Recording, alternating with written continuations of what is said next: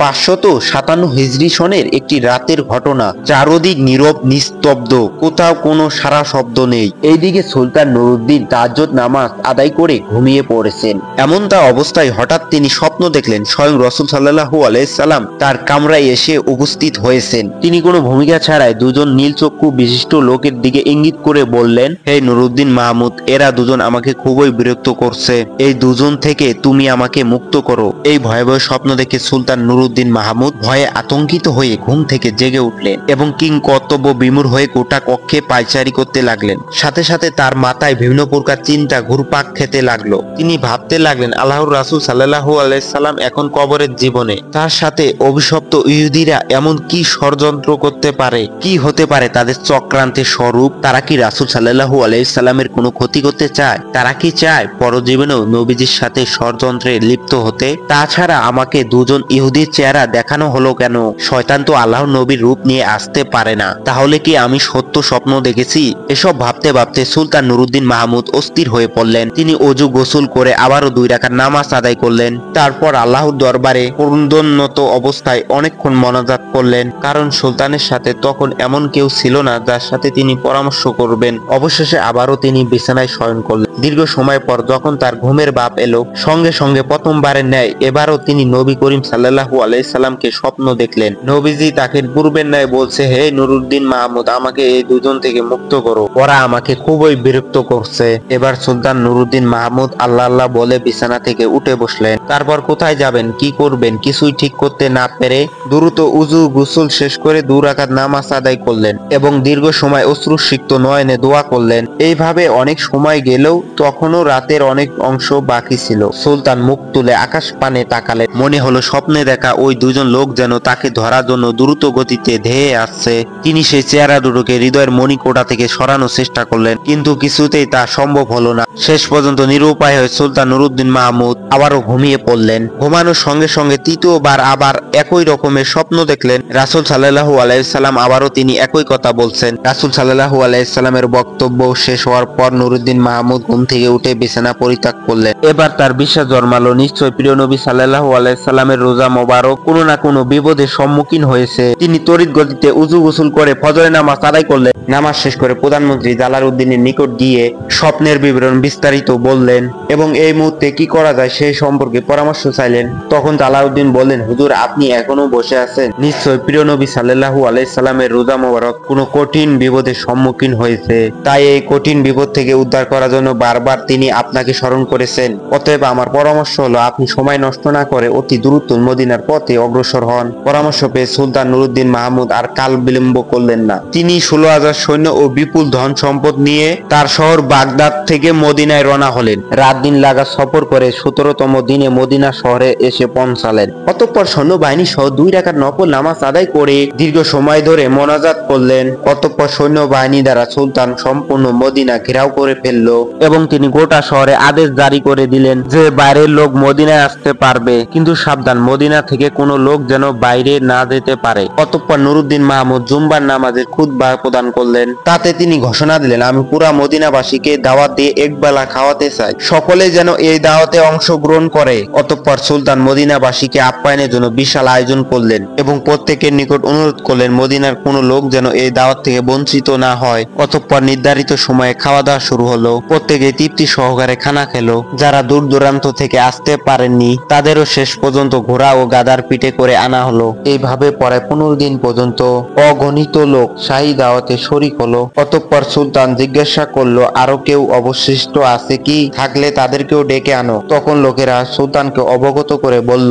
হে সুলতান, আরো কোনো লোক দাওয়াতে আসতে বাকি নেই, সমগ্র মদিনাবাসী দাওয়াতে উপস্থিত হয়েছেন। এই কথা শুনে সুলতান সীমাহীন অস্থির হয়ে পড়লেন। চিন্তার অতই সাগরে তিনি হারিয়ে গেলেন। তিনি ভাবলেন, যদি আরো কোনো লোক দাওয়াতে শরীক হতে না বাকি থাকে তাহলে সেই অভিশপ্ত দুজন লোক কোথায় গেল? আমি তো দাওয়াতে শরীক হওয়া প্রত্যেকটি লোককে অত্যন্ত গভীরভাবে পর্যবেক্ষণ করেছি, কারো চেহারাই তো স্বপ্নে দেখা লোক দুটো চেহারার সাথে মিলল না। তাহলে কি আমার মিশন ব্যর্থ হবে?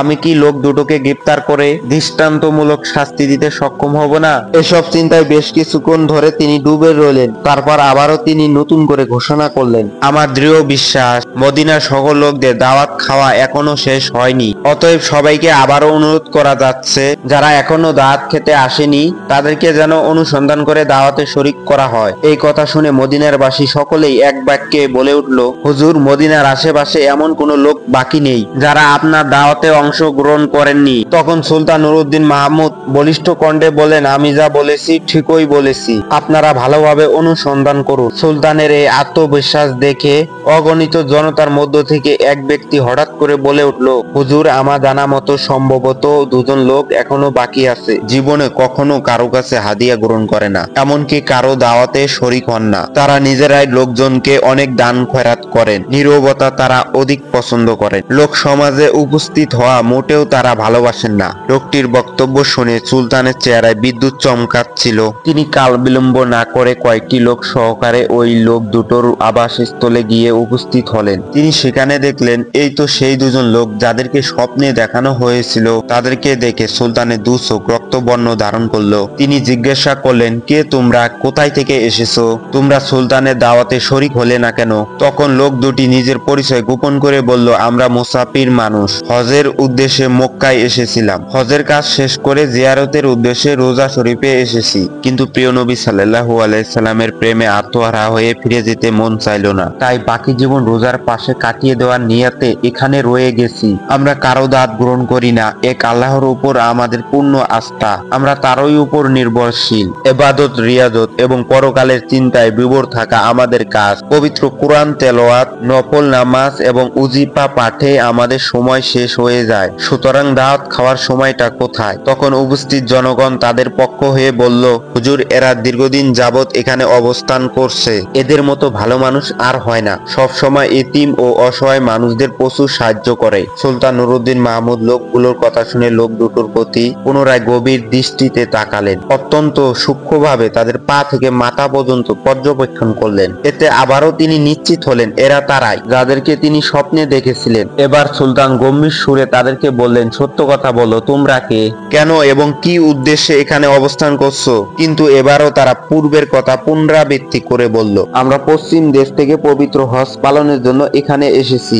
রাসূল সাল্লাল্লাহু আলাইহি সাল্লামের নৈকট্য লাভই আমাদের একমাত্র লক্ষ্য, এই উদ্দেশ্যেই আমরা এখানে অবস্থান করছি। সুলতান এখন কারো কথায় কান্না দিয়ে তাদেরকে সেখানে আটক রাখার নির্দেশ দিলেন। অতঃপর তিনি স্বয়ং তাদের থাকার জায়গায় গিয়ে খুব ভালো করে অনুসন্ধান চালালেন। সেখানে অনেক মাল সম্পদ পাওয়া গেল এবং পাওয়া গেল বহু দুর্লভ কিতাবপত্র, কিন্তু এমন কোনো জিনিস পাওয়া গেল না যার দ্বারা স্বপ্নের বিষয়ে কোনো প্রকার সহায়তা হয়। তাই সুলতান নুরউদ্দিন মাহমুদ অত্যধিক পেরেশান হয়ে গেলেন। রহস্য উদ্ঘাটন করতে না পারায় তিনি সীমাহীন চিন্তিত হয়ে পড়লেন। অতঃপর মদিনার বহু লোকজন এসে তাদের জন্য সুপারিশ করে বলল, হুজুর, এরা নেককার বুজুর্গ লোক, দিনভর তারা রোজা রাখে, রাতের অধিকাংশ সময় তারা ইবাদতে কাটিয়ে দেন, 5 ওয়াক্ত নামাজও তারা রোজা শরীফের নিকটে এসে আদায় করেন, প্রতিদিন নিয়মিত জান্নাতুল বাকি জিয়ারত করতে যান, প্রতি শনিবার মসজিদুল কুবাতে গমন করেন, কেউ কিছু চাইলে তাদেরকে খালি হাতে ফিরিয়ে দেন না। সুলতান তাদের অবস্থা শুনে সীমাহীন আশ্চর্য বোধ করলেন, তাও তিনি হাল ছাড়লেন না। কক্ষের অংশে অনুসন্ধানের দৃষ্টি ফিরিয়ে যাচ্ছে, ঘরের প্রতিটি বস্তুকে গভীরভাবে অনুসন্ধান করছেন, কিন্তু সন্দেহ করার মতো কিছুই তিনি খুঁজে পাচ্ছিলেন না।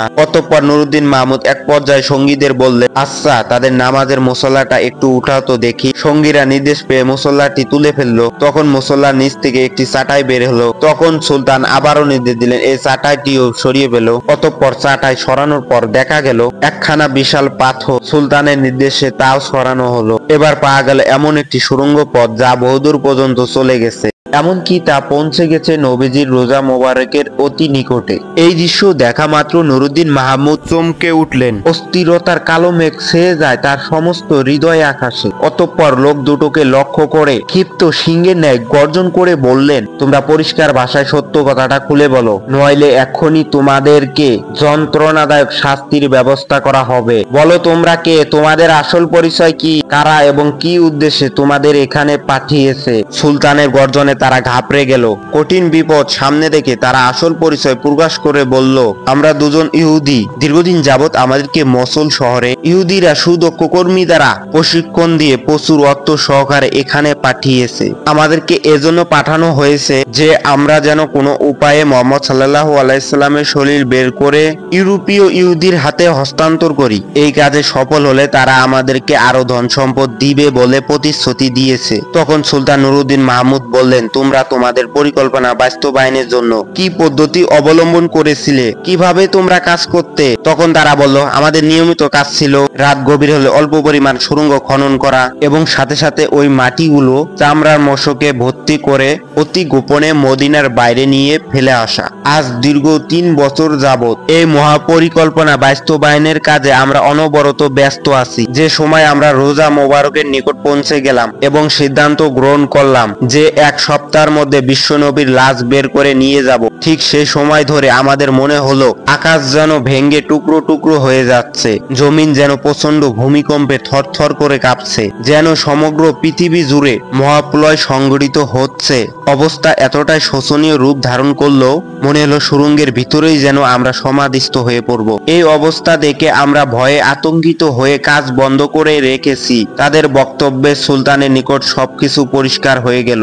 তাই তিনি লোক দুটোকে নজিরবিহীন শাস্তি দেওয়ার ব্যবস্থা গ্রহণ করলেন, যাতে ভবিষ্যতে এমন আর কেউ দুঃসাহস দেখাতে না পারে। অতঃপর তিনি মসজিদ থেকে 1/2 মাইল দূরে একটি উঁচু কাঠের মঞ্চ তৈরি করলেন। সাথে সাথে সংবাদ পাঠিয়ে মদিনা এবং মদিনার আশেপাশের লোকদের উক্ত ময়দানে হাজির হওয়ার নির্দেশ দিলেন। অতঃপর নির্ধারিত সময় সেখানে লক্ষ লক্ষ মানুষ উপস্থিত হলো। তখন সুলতান নুরউদ্দিন মাহমুদ অপরাধী লোক দুটোকে লৌহ শিকলে আবদ্ধ করে মঞ্চের উপর বসালেন। এরপর লোক সমাজের মাঝে তাদের চক্রান্তের কথা প্রকাশ করলেন। সুলতান নুরউদ্দিন মাহমুদের বক্তব্য শুনে লোকজন হতবাক হয়ে গেল। তারা এই ঘৃণ্য ষড়যন্ত্রের দৃষ্টান্তমূলক শাস্তি দাবি করলো। তখন সুলতান বলল, হ্যাঁ, এদের শাস্তি দৃষ্টান্তমূলকই হবে। অতঃপর তিনি তাদেরকে বিপুল পরিমাণ লাকড়ি সংগ্রহের নির্দেশ দিলেন। তারপর লক্ষ জনতার সামনে সেই ইহুদি দুটোকে মঞ্চের নিম্নভাগে আগুন লাগিয়ে পুরো ভস্ম করে দিলেন। প্রিয় দর্শক, ভিডিওটি এই পর্যন্ত।